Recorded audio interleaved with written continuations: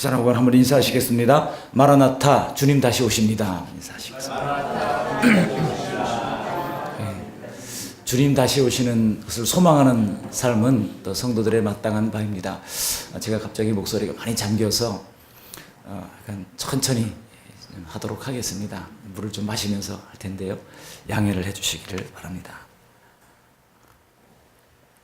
5월 20일이 성령 강림절이죠. 그래서 부활절부터 성령 강림절까지의 기간을 우리가 예수님이 부활하신 이후에 40일 동안 이제 이 땅에 부활하신 몸으로 여러 사람들을 만나고 교훈을 하시고 가르치시며 전파했던 기간입니다. 지금이 바로 그런 기간이죠. 이때 예수님께서 제자들에게 자신을 나타내시면서 말씀하실 때 무엇을 하셨는가? 세 가지를 하셨어요. 간략하게 말씀을 좀 증거하도록 하겠습니다. 세 가지를 하셨는데 뭐를 하셨느냐? 첫 번째, 이 성경의 중심 주제가 뭔가를 가르쳐 주셨어요. 가르쳤다는 거예요. 우리 예수님께서 하신 이 중요한 사역 가운데 하나가 가르쳤다는 겁니다. 그러니까 우리가 주님을 따른다고 하는 것은 예수님의 가르침을 잘 받는다는 뜻이죠.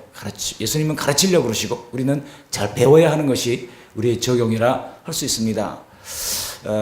그런데 그 가르칠 뿐만 아니라 두 번째로는 이 제자들을 파송하셨어요. 파송하셨어요. 선교사로 파송하신 것이죠. 그리고 세 번째로는 파송할 뿐만 아니라 또 이 선교적 완성을 예언하셨습니다. 그래서 여러분 우리가 잘 아는 사도행전 1장 8절은 예수님이 승천하시기 전에 마지막으로 주신 예언이라고 할 수가 있습니다. 그래서 오직 성령이 너에게 임하시면 너희가 권능을 받고 예루살렘과 온 유대와 사마리아와 땅끝까지 이르러 내 증인이 되리라 그랬어요. 되리라. 내 증인이 될 것이다. 예언을 한 겁니다. 그러니까 우리가 성령 받으면은 내가 그렇게 된다고 하는 거예요. 내가 뭐 애써서 되는 게 아니고 성령이 임하시면 저절로 그렇게 될 것이다. 그래서 땅끝까지 이 복음이 확산될 것을 예언을 하신 것입니다. 예수님이 하신 것이 세 가지예요. 쉽게 첫 글자만 따면 가파예예요. 가파예. 가르치고 파송하고 예언하셨다는 거예요. 첫 번째로 예수님이 하신 일을 그래서 간단하게 좀 살펴보고 그러면 이런 예수님의 가파예의 사역에 우리가 어떻게 반응해야 할 것인가를 말씀을 나누려고 하는데요. 그것은 오늘 제목이 있는 것처럼 재림을 기다리는 성도. 여기 제목을 성도까지만 썼습니다만 원래는 할 일까지가 들어가야 돼요. 칸이 좁아가지고 할 일은 뺐어요. 예수님이 재림을 기다리는 성도가 할 일이 뭔가 하는 것을 오늘 말씀을 드리려고 합니다. 먼저 예수님께서 하셨던 가르침은 성경의 중심 주제가 뭔가를 가르쳐 주셨어요.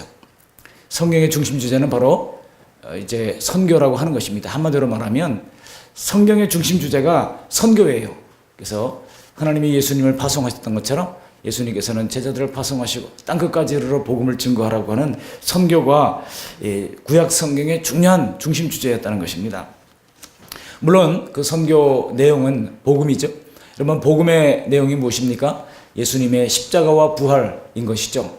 예수님의 십자가와 부활 그리고 이 선교 명령을 주님께서 가르쳐 주셨다는 것입니다. 그리고 나서 제자들을 파송하셨는데 우리가 잘 아는 요한복음 20장 21절에 보시면 성부 하나님께서 성자 예수님을 보내신 것 같이 성부 하나님 여기 보내다라고 하는 말이 바로 이 선교에 해당하는 말입니다. 제자들은 또 세상으로 보내졌어요. 이 보내다라고 하는 뜻의 헬러가 아포스톨로스라고 하는 말인데 그게 보냄받은 자라는 뜻입니다. 오늘날로 말하면 선교사예요. 주님께서 12제자들을 그냥 모으신 것이 아닙니다. 자기 세력 불리려고 모으신 게 아니에요. 모아서 예수님이 어떻게 고난당하시고 어떻게 십자가의 대속적 사역을 완성하시고 우리가 어떻게 세계 선교를 주님께서 명하시는지 제자들이 똑똑히 본 것을 전 세계에 나가서 전파하라고 하신 것입니다. 그래서 제자들을 파송한 것입니다. 그런데 우리들에게는 또 선교 명령을 하셨는데요. 단순히 이 선교 명령이 멀리 해외에 나가서 전도하는 것만은 아닙니다. 우리 주변에 두루다니면서 전도할 것을 말씀하셨는데 마가복음 16장 마지막 부분 보시면은 전도의 명령을 주시면서 온 천하에 다니며 그랬어요. 온 천하에 다니며 만민에게 복음을 전파하라 그랬습니다. 여기 온 천하에 다니며라고 하는 것이 무슨 뜻이겠습니까? 이것은 전할 지역의 범위를 말해주고 있는 거예요. 온 천하에 다니며 그러니까 우리가 전도할 대상이 여기 동네면 석사동 일대만이 아니라고 하는 것입니다. 그래서 온 천하를 염두에 두고 있어야 한다는 것이고, 또 대상이 누굽니까? 만민이라고 말씀하고 있어요. 흑색인, 백색인, 황색인, 피부 색깔과 상관없이, 인종과 지역과 소득과 상관없이 하나님께서는 모든 만민들을 품으라고 말씀하십니다. 그리고 해야 할 일은 뭡니까? 만민에게 복음을 전파하라 그랬어요. 복음 전파가 해야 할 일이라고 하는 것입니다. 이것은 선교사들에게만 주어진 명령이 아니라 모든 그리스도인들에게 주어진 명령이라고 할 수가 있습니다. 그러면서 약속을 주시잖아요. 따르는 표적이 있겠다고 말씀하십니다. 그래서 사역을 잘 감당할 수 있도록 주님께서 능력을 지켜주시면서 보호를 하시겠다고 말씀하고 있는 것입니다. 우리가 마태복음 28장 마지막 부분에 보시면 예수께서 나와 말씀하여 이르시되 하늘과 땅의 모든 권세를 내게 주셨으니 그러므로 너희는 가서, 자, 먼저 가야 됩니다. 그 다음에 어떻게 합니까? 모든 족속으로 제자를 삼아, 모든 민족을 제자를 삼으래요. Go and make disciple. 모든 민족으로 제자를 삼아, 그다음에 아버지와 아들과 성령의 이름으로 세례를 베풀고, 세례 무용론자들이 있습니다만 우리 예수님은 세례를 베풀라고 분명히 기록으로 남겼습니다. 뿐만 아니라 내가 너에게 분부한 모든 것을 가르쳐 지키게 하라. 이거는 제자 삼으라는 거예요. 제자 삼는데 가르쳐 지키게 하기까지 가야 한다는 것입니다. 그러면서 이거를 제대로 공부도 하지 못한 예수님의 12제자들이 어떻게 합니까? 갈릴리 촌에선 모아진 사람들이, 어부들을 이었던 사람들이 어떻게 이 일을 감당할 수 있습니까? 의문을 가질만 하잖아요. 그러니까 예수님께서 뭐라고 그랬어요? 볼지어다 내가 세상 끝날까지 너희와 항상 함께 있으리라. 그래서 우리가 비록 가진 것이 없어도, 우리가 비록 배운 것이 없어도 예수님이 함께 하심, 이 임마누엘의 약속을 믿고 우리는 주님께서 맡겨주신 이 사명을 감당할 수가 있다는 것입니다. 이렇게 제자들을 파송하셨어요. 오늘날 우리들을 파송하시는 것입니다. 때로는 가정으로, 때로는 직장으로, 사회 속으로 파송하시는 거예요. 근데 사람들이 그러면 우리 주변에 먼저 전도하고 그 다음에 해외 전도하고 해야 되겠네 생각하지만, 여러분 우리가 잘 아는 이 사도행전 1장 8절 말씀을 원문으로 보면은요, 다 중간에, 그죠? 예루살렘과 온 유대와 사마리아와 땅끝까지, 그게 전부 다 엔드, 등이 접속사로 연결되어 있어요. 카이라고 하는 말인데, 이거는 뭐냐면은 동시다발적으로 하라는 거예요. 이웃도 하고 해외 선교도 하고 이렇게 하라는 얘기입니다. 그래서 모든 민족을 품는다고 하는 것이 우리 모든 민족에게 집중하라고 하는 그런 의미가 아니라, 가까운 이웃, 가족, 또 사회, 직장 속에서 안 믿는 사람에게 입만 열면 우리가 복음을 증거하되, 그러나 세계 선교를 위한 주님의 명령을 도외시하지 말라는 겁니다. 그래서 우리가 뭘 해야 됩니까? 선교사도 보내고 후원도 하고 또 선물도 보내고 찾아가기도 해야 한다는 것이죠. 이렇게 제자들을 파송하셨습니다. 그러면서 주님께서 약속하신 놀라운 말씀이 바로 이 선교 완성을 예언하신 거예요. 그래서 성령이 임하면은 이렇게 된다는 겁니다. 성령이 임하면. 지금 그래서 여러분 한 20년 전만 하더라도 세계 미전도 종족이 12,000종족이 된다 그랬어요. 12,000종족. 아직 성경을, 자국어로 된 성경을 가지지 못하고 하나님 말씀을 읽을 수 없는 사람들. 그런데 하나님께서 지난 한 20년 사이에 놀랍게 이 언어학자들, 또 선교사님들이, 또 특별히 GBT 선교사님들 있잖아요. 글로벌 바이블 트랜슬레이터라고 그래가지고 성경 번역 선교사님들이 전문 교육을 받고 세계에 파송되어서 그 미전도 종족의 말을 수집을 합니다. 그들과 함께 살면서 평생 사전 하나 만들어내는 거예요. 그러면 그 다음 사람이 들어가가지고 그 사전을 편찬한 것을 기초로 성경을 번역하고요. 그리고 번역한 것을 가르칩니다. 이렇게 글자를 만들고 성경을 번역을 하고 하면서 그 미전도 종족의 수가 급격히 줄어들었어요. 지금은 약 2,000여 종족밖에 남지 않았습니다. 이 속도라면 앞으로 이제 빅데이터 이런 것들이 이제 활용이 되면 정말 우리 시대에 주님이 다시 오시는 그런 재림을 우리가 볼 수 있을지도 몰라요. 사실 우리가 좀 더 부지런히 열심히 하면 그 일이 우리 당대도 일어날 수도 있어요. 여러분 주님이 다시 오시는 것을 기다리십니까? 싫어요? 이 세상이 너무 좋아가지고 좀 천천히 왔으면 좋겠어요? 장가 간 다음에 왔으면 좋겠어요? 뭔가 좀 좋은 일이 있은 다음에 왔으면 좋겠습니까? 내가 그래도 성공하는 것 좀 보고 그 주님 왔으면 좋겠습니까? 여러분 우리는 주님이 다시 오심을 기다리고 소망하는 것이 마땅한 것이라고 성경은 이야기하고 있어요. 그러면 이런 주님의 다시 오심을 기다리는 자에게 우리 주님께서 약속을 하시는 말씀이 오늘 본문 13절 14절이에요. 우리 13절 14절 말씀을 함께 읽어보시겠습니다. 그러나 끝까지 견디는 자는 구원을 얻으리라. 이 천국 복음이 모든 민족에게 증언되게 하여 온 세상에 전파되리니 그제야 끝이 오리라. 언제 끝이 와요? 복음이 온 세상에 전파되어야 끝이 온다고요. 근데 그때까지는 우리에게 힘든 일이 있어요, 없어요? 말세 여러 가지 징조들이 있고 어려움들이 있다고 성경은 말합니다. 배교하는 사람들이 있고 또 이제 교회 이 종교를 어떤 이익의 재료로 생각하는 사람들이 많이 나온다는 거예요. 화다한 이단의 세력들도 나온다고 말씀하고 있습니다. 가라지가 있다고 말씀하십니다. 그러나 13절 말씀이 얼마나 은혜되는 말씀인지 몰라요. 여러분 13절 말씀 다시 한번 함께 읽어보시겠습니다. 그러나 끝까지 견디는 자는 구원을 얻으리라. 아멘. 여러분 끝까지 견디는 우리 그 말씀교회 성도님들이 되시기를 바랍니다. 그리고 주님의 다시 오심을 앞당기기 위하여 복음이 모든 민족에게 증언되기 위하여 온 세상에 전파되는 이 일에 우리의 힘을, 물론 우리가 작은 교회잖아요. 작지만 우리의 작은 힘을 보태는 우리 모두가 될 수 있기를 바랍니다. 그래서 이 세계 선교 명령이 우리의 노력으로 되는 것이 아니라 하나님의 성령이 임하시면 이렇게 된다는 겁니다. 예언이에요, 이거는. 그러니까 앞으로 이렇게 가겠어요, 안 가겠어요? 갑니다.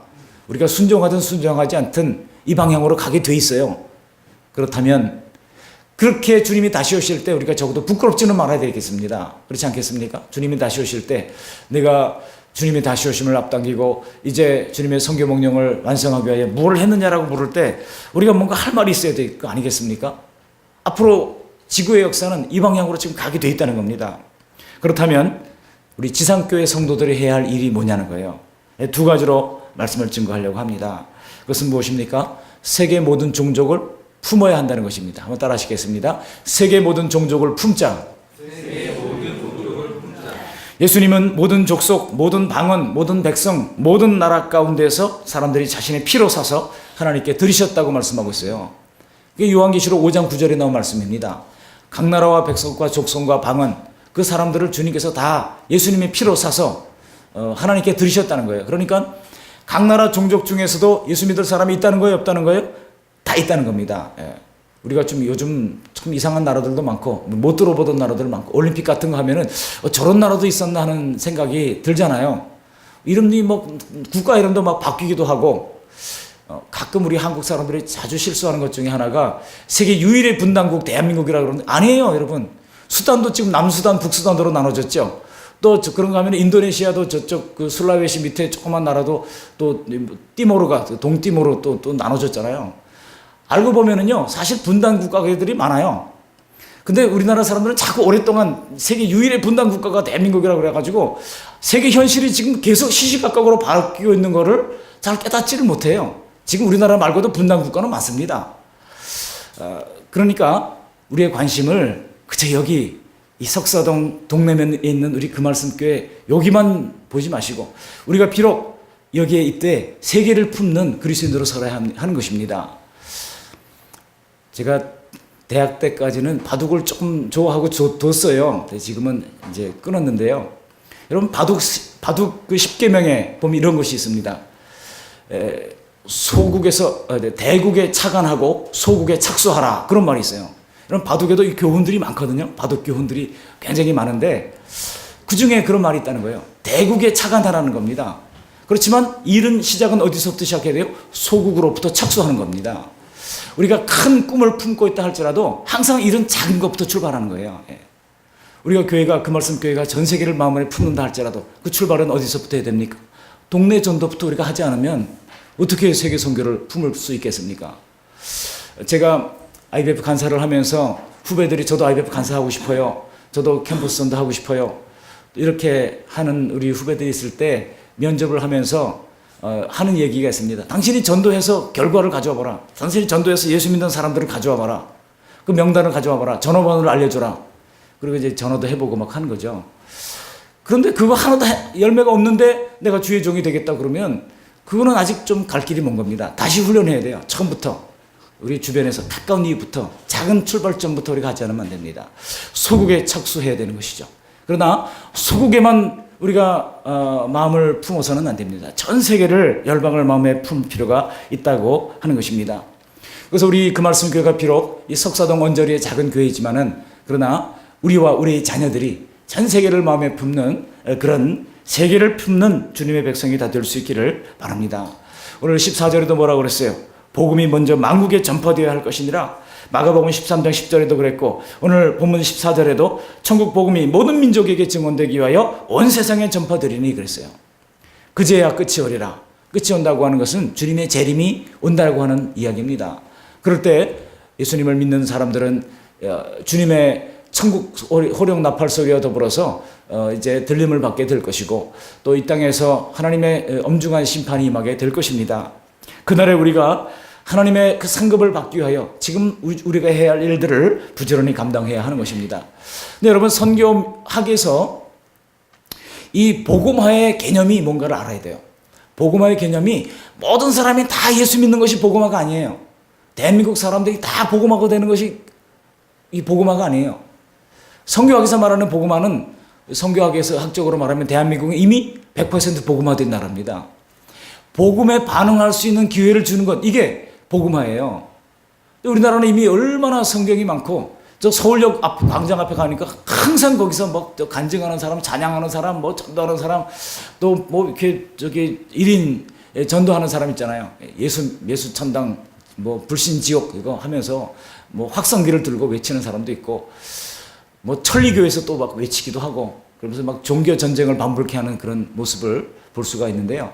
우리나라 사람들은요, 어디서든지 복음에 대해서 들을 수 있는 기회를 이미 120%, 150% 다 받은 사람들입니다. 그러니까 선교학 쪽에서 볼 때 대한민국은 이미 복음화된 나라예요. 근데 여러분, 미전도 종족의 문제입니다. 아직도 복음을 한 번도 들어보지 못한 사람들. 근데 주님께서 뭐라고 그랬어요? 요한계시록 5장 9절에 그들 가운데서도 자기 피로 사서 하나님께 드린 사람이 있어요, 없어요? 있다는 거예요. 있는데 그 사람들을 누구를 통하여 복음을 증거하게 하십니까? 우리를 통하여 하게 하신다는 겁니다. 그렇기 때문에 그들에게 성경을 번역하고 그들에게 복음을 증거하는 선교사님들은 계속해서 파송되어야 하는 것입니다. 앞으로 남은 2000 종족들, 10년, 20년 전에 비해서 얼마나 줄어드는지 몰라요. 이제 급속도로 줄어듭니다. 지금 속도라면요, 불과 수십 년 만에, 어쩌면 10년, 20년 안에 그런 것이 다 완성될 수도 있어요. 그리고 이제 또 하나 문제는 계속해서 태어나는 사람들이죠. 이건 이제 너르 선교와 달리 내리 선교입니다. 우리가 땅 끝까지 가는 것은 너르 선교지만 또 중요한 것은 내리 선교예요. 그래서 다음 세대에게도 우리가 계속해서 마치 디모데에게는 외조모 로이스와 어머니 유니게가 있었던 것처럼 우리 어머니들이 자녀들에게, 아빠들도 마찬가지죠. 자녀들에게 너 예수 믿어야 된다, 신앙생활 해야 된다, 이것을 계속해서 가르쳐 줘야 한다는 것입니다. 그래서 그들에게 복음에 반응할 수 있는 기회를 줘야 돼요. 그래서 복음에 반응할 수 있는 기회가 다 주어졌을 때 그 사람들이 예수 믿게 되는 것과 믿지 않는 것은 그것은 이제 주님이 택하신 사람들을 믿게 될 것이고, 여기에 주님의 놀라운 선택의 원리가 있습니다. 그러나 우리가 해야 할 일은 무엇입니까? 그들에게 반응할 수 있는 기회를 주는 일을 위하여 우리는 땅끝까지 나가야 하는 것이고, 동시다발적으로 우리가 해야 하는 것입니다. 이것이 우리가 세계를 품어야 할 이유인 것입니다. 그 다음에 두 번째로 할 일이 있어요. 세계를 품어야 할 뿐만 아니라 우리가 해야 될 일은 무엇입니까? 바로 대가를 치러야 된다는 것입니다. 한번 따라하시기 바랍니다. 대가를 치릅시다. 세계 모든 종족에게 복음을 전하기 위해서는요, 대가 없이는 되는 일이 없습니다. 여러분, 세계 모든 종족이 주님을 찬양하게 될 것이다, 성경은 이야기하고 있어요. 어디서 이야기하고 있습니까? 요한계시록 6장 9절로 11절, 그리고 요한계시록 7장에 보시면 이제 각 나라와 족속과 백성과 방언에서 허다한, 아무라도 셀 수 없는 허다한 무리가, 아무라도 셀 수 없는 무리, 그러면 적은 무리예요, 많은 무리예요? 많은 무리예요. 어떤 이단 같은 데서는 꼭 14만 4천 명만 구원받는다 그러는데, 여러분 14만 4천 명 모아놓고 사진 찍어가지고 경찰 추산 몇 명 모였다, 어디 추산 몇 명 모였다 할 때 그 헤아려 봅니다. 표본을 딱 해가지고. 그러면 대충 숫자가 나와요. 아무라도 셀 수 없다고. 100만 명 모인 거 세지 못할까요? 여의도 광장에 100만 명 모였을 때 다 사람들이 딱 해가지고 격자 안에 몇 명 들었나 해서 딱 그러면은요, 대충 나옵니다. 그렇지만 아무라도 셀 수 없다고 하는 것은 14만 4천 명만 구원받는다는 것이 아닙니다. 여러분, 14만 4천 명은 완전수 곱하기 완전수의 결과로 나온 것이기 때문에 하나님이 택하신 모든 지구촌의 백성들이 다 예수 믿게 된다는 거예요. 근데 그 숫자가 어느 정도 많아요? 아무라도 셀 수 없는 백성이라고 하는 겁니다. 그게 어디서부터 와요? 각 나라와 족속과 백성과 방언에서 온다는 거예요. 방언이 뭡니까? 언어 종족들로부터 온다는 겁니다. 인도 같은 나라에는요, 나라는 하나지만 언어가 서로 안 통해요. 예. 그래서 워낙 종족 언어가 많으니까 40여 개가 이제 종족 언어들이 있으니까, 그래서 남쪽엔 남쪽 언어가 있고 북쪽엔 북쪽 언어가 있고 서로 그냥 지역마다 서로 같은 나라인데도 말이 안 통해요. 근데 그런 어느 종족 가운데도 다 마지막 날 주님을 찬양하는 그 대선거대 그룹에 있을 거라는 얘기입니다. 뿐만 아니라 각 나라, 그랬습니다. 나라는 그야말로 국경선으로 이루어진 나라잖아요. 그 다음에 민족은 피플 그룹입니다. 여러분, 피플 그룹이 어떤 데는 여러 나라를 형성하기도 해요. 그렇지 않습니까? 그래서 그 피플 그룹이 전부 다 주님 앞에 돌아오게 된다는 겁니다. 그 족속과 이 트라이브라고 불리는 이 족속은 작은 종족들을 의미합니다. 뭐 우리나라로는 시족 정도라고 할 수 있겠죠. 그래서 어느 지역 가면 이 종족들이 특별히 집성촌이 있지 않습니까? 제주도 가면은 어느 성씨가 많아요? 제주도에? 네? 오씨가 많죠. 제주도에 오씨가 많더라고요. 오씨도 많고, 어느 지역에 가면은 또 뭐 무슨 씨가 많고, 어느 지역에는 방씨가 많고, 어느 지역에는 무슨 씨가 많고, 이게 있단 말이죠. 그런 종족들 가운데서도 예수 믿고 하나님을 찬양하는 대선거대 멤버가 있어요, 없어요? 있다는 겁니다. 그래서 그들이 각 나라와 족속과 백성과 방언이라고 하는 것은요, 거기서 빠져나갈 틈이 없어요. 모든 사람, 모든 나라, 모든 족속, 모든 이 종족, 그리고 언어에 이르기까지 다 하나님을 찬양하는 대선거대의 멤버들이 다 있게 될 거라고 말씀하고 있는 것이죠. 근데 일을 하기 위해서는 어떻게 됩니까? 우리가 기꺼이 그들을 품고 기도해야 하는 것입니다. 특별히 전도의 문이 선교사에게 열리도록 우리가 기도할 필요가 있어요. 바울 사도가 골로새 교회에 골로새서 4장 2절 이하에 우리를 위하여 기도하라고 말씀하면서 우리의 전도 사역을 통해 열매가 나타나도록 기도할 것을 부탁을 했습니다. 또 그런가 하면은 이제 고린도후서 8장 1절 이하에 있는 것처럼 선교사들의 사역에 필요한 재정을 공급하기 위하여 우리가 재물을 드릴 수 있기를 바랍니다. 그래서 우리 선교 헌금을 드리는 분들 참을 제가 마음으로 축복합니다. 하나님께서 여러분들의 작은 매달 드리는 그 헌금을 통해서 선교 사역에 열매가 나타나. 우리도 힘들지만 그러나 우리가 선교 사역하는 거 하나님께서 기뻐하실 줄 믿습니다. 뿐만 아니라 우리가 어떻게 됩니까? 선교사들을 격려할 수 있습니다. 성경에 보면은요, 사도 바울의 이 서신들을 보면 바울 사역을 격려했던 사람들의 이름으로 가득합니다. 바울이 얼마나 고마웠겠어요. 얼마나 감사했겠어요. 로마서 16장 1절로 4절 보면 베베라는 사람이 그 멀리 바울 찾아와서, 감옥에 있는 바울을 찾아와가지고, 베베가 어디 사람이에요? 겐그레아 사람 아닙니까? 겐그레아가 여러분 그리스 남단의 고린도 옆에 있는 작은 동네예요. 거기서부터 로마까지 가려면은요, 육로를 거쳐서 간 다음에 거기서 그 다음에 또 배를 타고 항해를 해서 가야 되고, 거기서 또 이제 로마까지 또 가야 됩니다. 그 먼 거리를 고대 당시에는 약 한 달 이상 걸리는 여행길입니다. 그 여행 거리를 마다않고 찾아와줘서 섬겼던 그런 베베 같은 사람을 그는 기억하고 있습니다.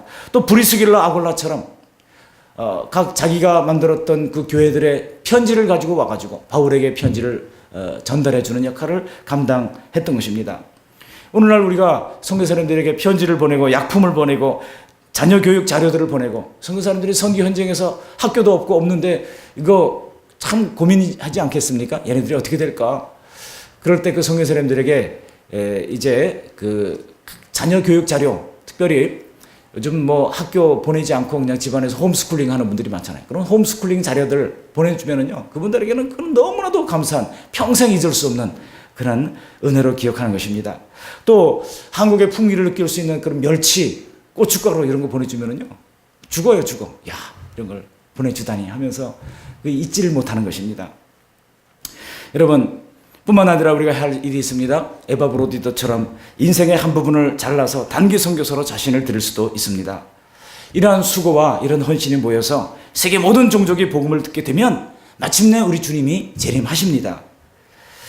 영원한 이 상급과 영원한 그런 형벌이 바로 이 재림에 있기 때문에 우리가, 악한 사단은요, 어떻게든지 이 예수님의 재림을 늦추려고 발악을 하고 있어요. 그래가지고 어떻게든지 우리가 선교 사역하는 거 방해하려고 합니다. 우리 마음속에 자꾸 어떤 마음을 줘요? 아유, 우리도 어려운데 자꾸 무슨 선교 사역이야? 하면서 그런 마음을 주는 것은요, 이것은 하나님의 마음이 아니에요. 이거는 악한 사탄의 마음인 것을 여러분 아셔야 됩니다. 그러므로 우리가 동시다발적으로 할 수 있어야 돼요. 그럴 때 하나님께서는 기뻐하시는 거예요. 그래서 우리 주변의 사람도 전도하고 또 멀리 있는 사람도 우리가 품고 기도하는, 그리고 뿐만 아니라 대가를 치름으로 말미암아 예수님께서 마지막 날 오셨을 때 착하고 충성된 종아라고 칭찬받는 우리 그 말씀의 모든 성도님들이 되시기를 주님의 이름으로 축복합니다. 아멘. 고맙고 감사하신 하나님 아버지, 오늘 주일 오후 시간에 이렇게 선교에 대하여 말씀 주심을 감사를 드립니다. 재림을 기다리는 성도들이 해야 할 일이 있습니다. 먼저 우리 주님이 하신 일들을 기억하게 도와주시고, 주님께서 성경의 중심 주제가 예수님의 십자가와 부활 그리고 선교임을 가르치셨고, 또 제자들을 선교사로 파송하셨고 세계 선교의 완성을 예언하셨던 것처럼 하나님이 세계 모든 이 질서가 이런 방향으로 되어질 것임을 우리가 성경을 신뢰하면서 믿음으로 나아갈 수 있도록 도와주시고, 우리가 해야 할 일을 하게 하시되 세계 모든 종족을 품을 수 있도록 은혜를 베풀어 주시옵시고, 세계 모든 종족에게 복음을 전하기 위한 대가를 때로는 기도로, 때로는 제물로, 때로는 편지로, 때로는 단기 선교로 하나님의 이루어 드릴 수 있도록 은혜를 베풀어 주시어서, 하나님 아버지, 아무로도 능히 셀 수 없는 큰 무리가 나와 흰 옷을 입고 찬양할 때 각 나라와 족속과 백성 가운데서 나와서 하나님을 찬양하는 그 아름다운 찬양의 모습을 하나님의 참으로 도움의 하나님의 일조를 할 수 있는 그 말씀교회가 다 될 수 있도록 은혜 베풀어 주시옵소서. 감사하고 우리를 구원하신 예수님의 이름으로 기도드리옵나이다. 아멘.